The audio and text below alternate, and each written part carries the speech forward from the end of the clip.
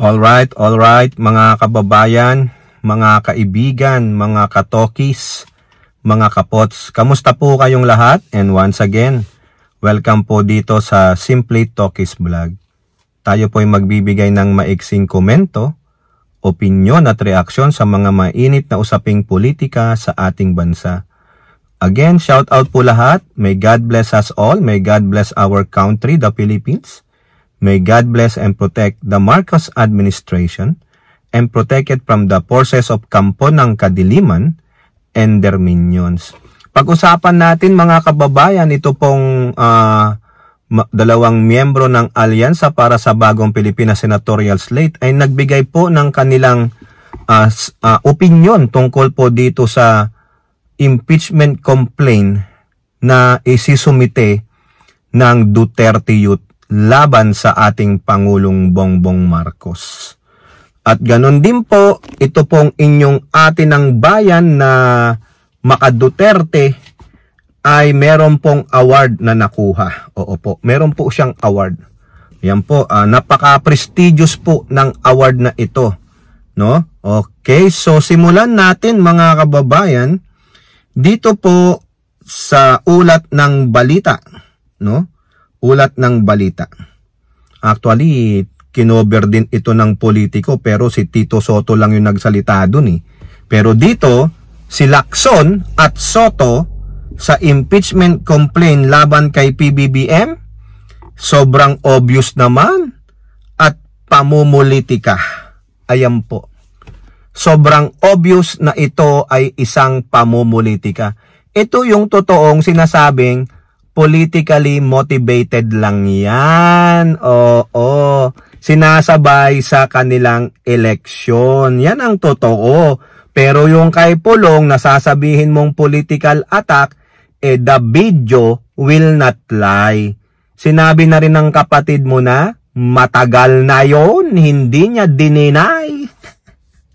Okay, so ito po yung laman ng balita na yan. Nagkomento sina Alyansa para sa Bagong Pilipinas Senators Bet Ping Lacson at Tito Soto sa impeachment file laban kay Pangulong Bongbong Marcos Jr.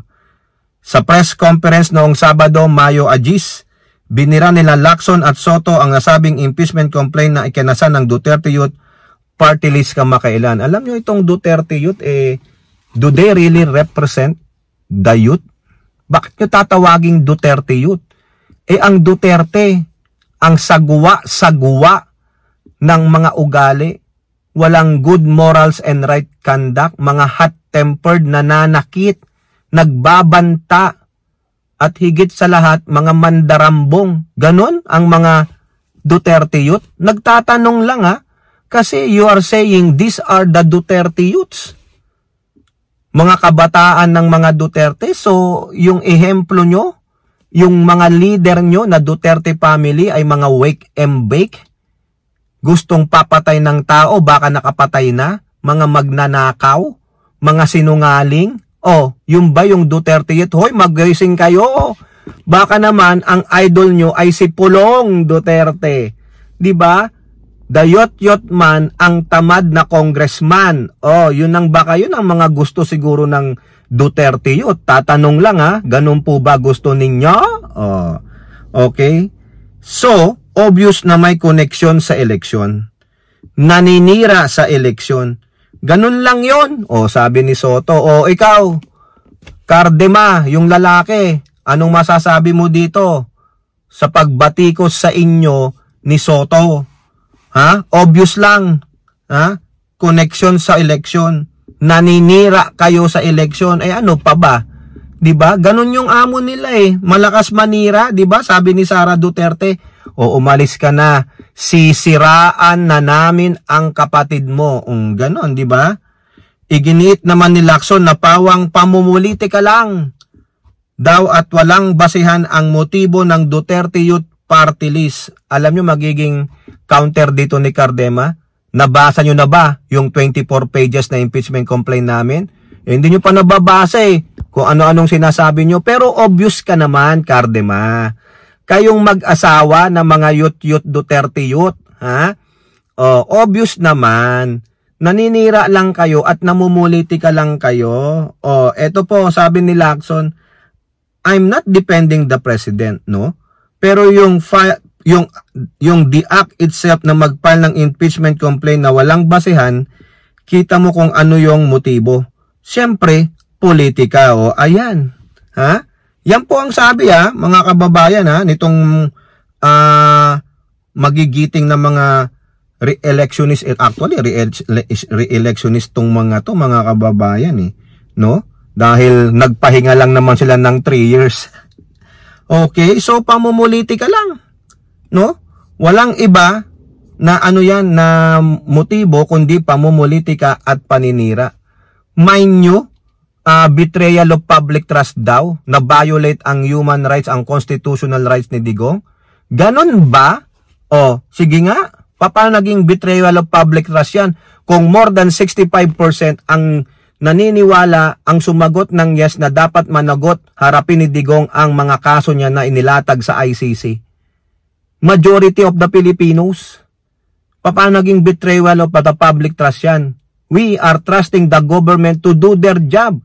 Anong sabi ng Pangulo? Walang kaalyado, walang kamag-anak.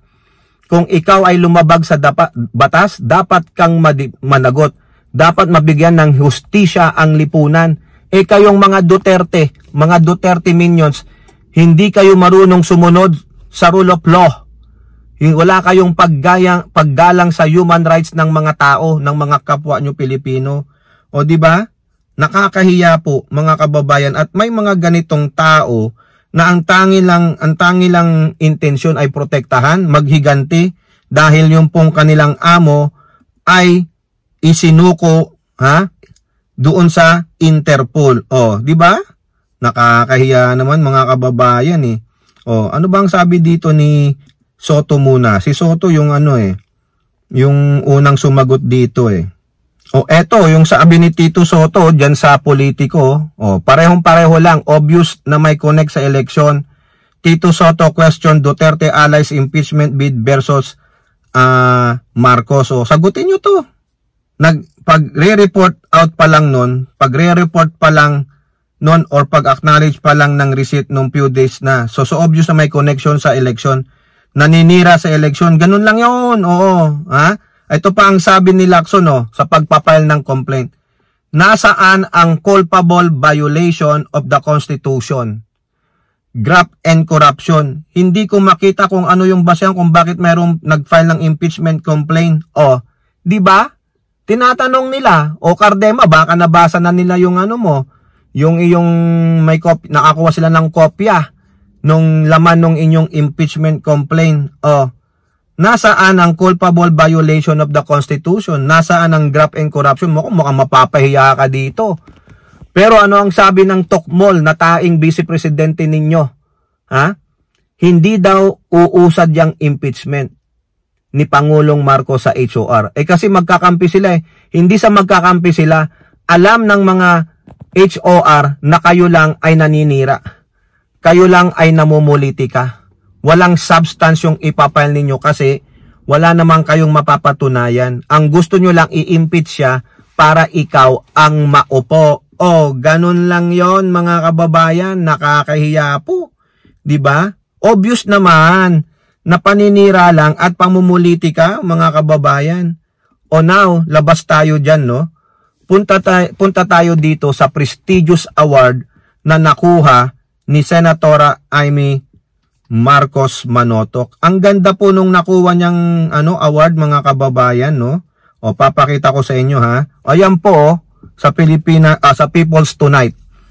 Senator Amy, number 2 sa top sources ng fake news ayon sa Vera Files. Ay, patay. Ayun pala yung nakuha niyang prestigious award. Number 2 siya sa pagpi-fake news. Ayon sa listahan na inilabas ng independent media organization na Vera Files, nasa ikalawang pwesto si Senatora Amy Marcos Manotoc, kapatid ni Pangulong Bongbong Marcos sa mga na-fact-check nito mula Abril 2026 hanggang Oktubre 2024. Karamihan umano sa na-fact-check sa senadora ay ang impormasyong inilahad niya tungkol sa kaniyang yumangong ama na si Ferdinand Marcos Sr. Tignan mo, nadamay pa ang Apo Lakay. Nananahimik na nga, panay pa ang gamit mo kay Apo Lakay. No? Para ka rin si Sara Duterte. Ang sabi nung pinsan ni Sara Duterte, no, yung parang itinadhana daw si Sara Duterte, tinadhana siya. Ha? Ang sabi nung pinsan niyang buo na si Noel Duterte, anong tinadhana? Wala kang magagawa wala kang magagawa kung hindi mo gagamitin ang tatay mo. You alone ay dadamputin ka sa dumpster. Ganon din si Imee Marcos Manotoc. Parehong-pareho sila ng galawan ng baraha ni Pusit. Parehong-pareho sila ng play, no? Gagamitin yung kanilang mga ama kasi matunog ang pangalan ng kanilang mga ama. O ngayon, napak-check ka ng Verapals from April 2016 to October 2024. That's almost 9 years. Nakaramihan sa mga posting mo, sa mga pinagsasabi mo ay kasinungalingan na gamit pa ang tatay mo na si Apo Lakay. O di ba? Ano yan? Dishonor sa ama mo. Paano mo naprotektahan ang legasiya ng ama mo kung panay ang gamit mo, panay ang banggit mo sa kanya? O ngayon, napak-check ka. Source ka ng fake news. O, award mo yan. Sino po ang number 1 ayon sa Verapals? Si Senator Bato, the Puncher de la Rosa. Pero sa akin, dito, ang number 1 source ng fake news, alam nyo kung sino? Si Sara Pusit Duterte, mga kababayan. Ha? Number 2, si Imee. O, sila kasi ang tandem tag team po sila sa pagkakalat ng fake news, sa paninira sa administrasyong ito dahil bitter sila, sa paninira sa mga kaalyado ng administrasyong ito dahil bitter sila, gustong-gusto na nilang maiupo si Pusit at gusto na rin nilang maghiganti sa mga sumira kay Pusit di umano. O, at doon din po sa nagkidnap di umano sa tatay niya. O, di ba? O, kayo po, ano pong inyong masasabi? Comment down below and don't forget to like and share. Hope to see you on next videos. Bye-bye. God bless.